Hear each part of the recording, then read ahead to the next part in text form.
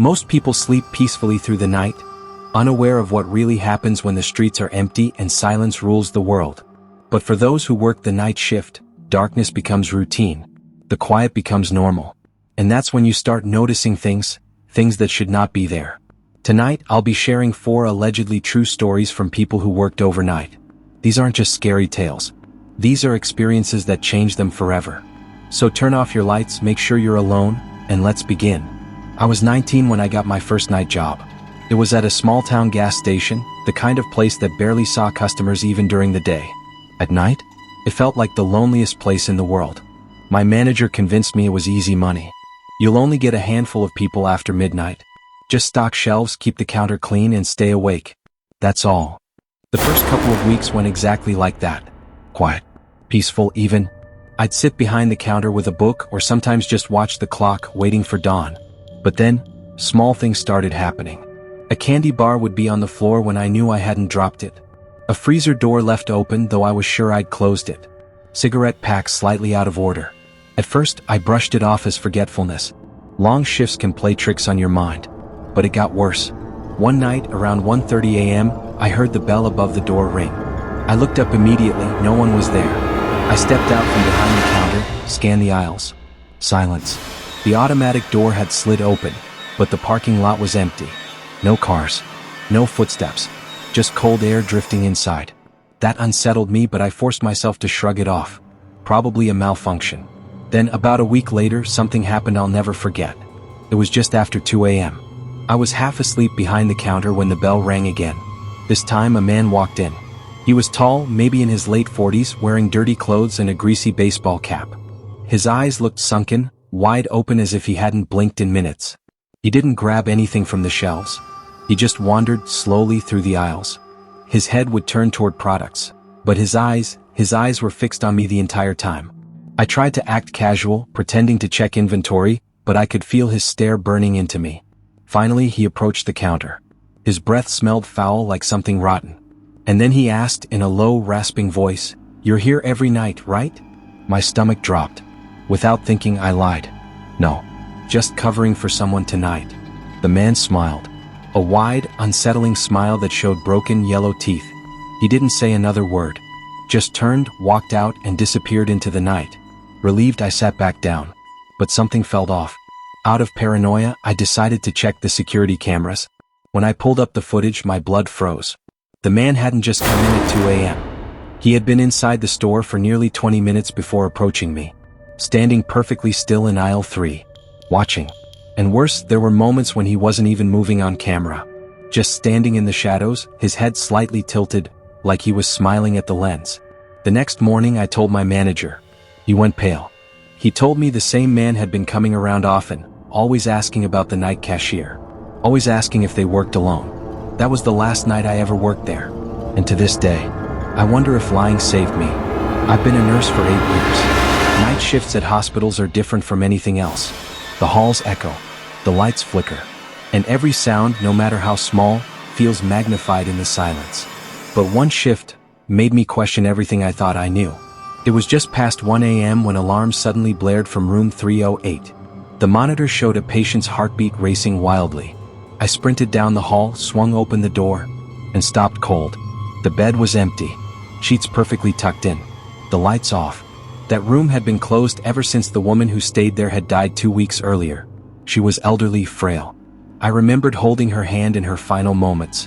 Yet now the monitor was alive. Beep, beep, beep, a heart rate climbing faster and faster. I walked closer, staring at the screen. Then just as suddenly, flatline. I turned to leave, but something made me freeze. On the inside of the window there was a handprint. Clear. Fresh. As if someone had pressed their hand against the glass seconds ago. I backed out of the room, shaken. The next morning, curiosity got the better of me. I dug into hospital records. That's when I discovered something chilling. Room 308 had a history. Nurses before me had reported alarms going off in the middle of the night. Equipment activating on its own. Even shadows moving across the walls. Always at night. Always in that room. One nurse claimed she saw a figure standing by the bed when she went to check, only for it to vanish when she turned on the lights. When I mentioned it to a doctor, he gave me a strange look. 308? You didn't know? That's the room where the night nurse... passed away years ago. He didn't elaborate and I didn't ask. But I knew enough. I've avoided night shifts ever since. And if I ever have to walk past 308, I don't look at the window. Because I'm afraid of what I might see looking back. I used to deliver food late at night to make extra cash. Most nights were easy, college kids ordering pizza, workers pulling overnight shifts. But one order, I'll never forget. It was just after midnight. The order came in from an address outside town. The GPS took me down a narrow dirt road surrounded by thick woods. No street lights, no signs of life, just endless darkness. The deeper I drove, the more uneasy I felt. My GPS kept glitching, the signal dropping in and out.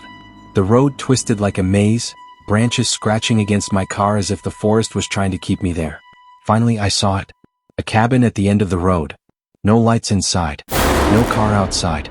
It looked abandoned. Still, I had a job to do. I grabbed the food and walked up to the porch. The wooden steps creaked under my weight. I knocked on the door. Silence. But then, footsteps.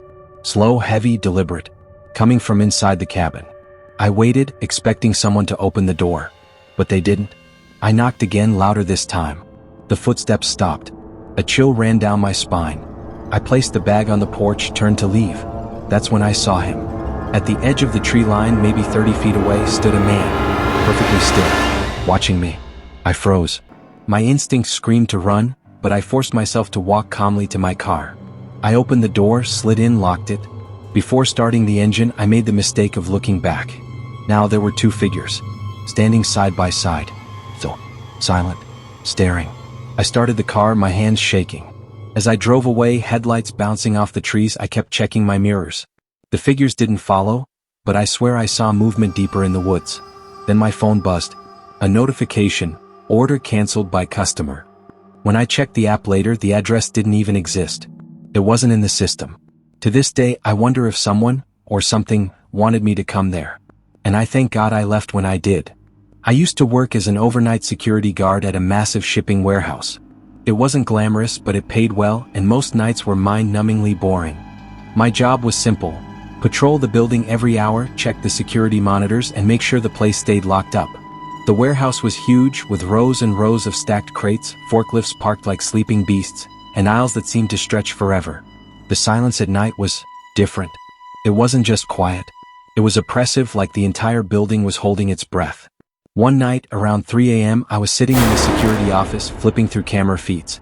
That's when I noticed movement on camera 12. A shadow. A person-shaped shadow. I frowned. No one else should have been in the building. I grabbed my flashlight and walked down the long hallway toward the storage floor. My footsteps echoed so loudly it was like someone else was walking just behind me. When I reached aisle 7, I stopped. The crates towered over me like walls, casting long, jagged shadows. I swept my flashlight side to side. Nothing. Then faintly I heard it. Footsteps. Not mine. Slow. Deliberate. I called out, "Hello? This is private property." But there was no answer. Just silence. Suddenly one of the forklifts beeped. Then another. They were powering on by themselves. Their warning lights flashed red, filling the aisle with an eerie glow. I ran back to the office, heart pounding, and checked the cameras. On screen in aisle 7 where I had just been, stood a figure. Tall, thin, motionless. Just standing in the glow of the forklift lights, staring up at the camera. And then, it smiled. I called the police immediately. When they arrived, they searched the entire building. Nothing. Every door was locked. No sign of forced entry. But when I reviewed the footage later, the figure was gone. Completely erased from the recording, like it had never been there at all. The company brushed it off as a glitch. But I know what I saw. That was my last week at the warehouse. I'll never forget that face staring into the camera, smiling,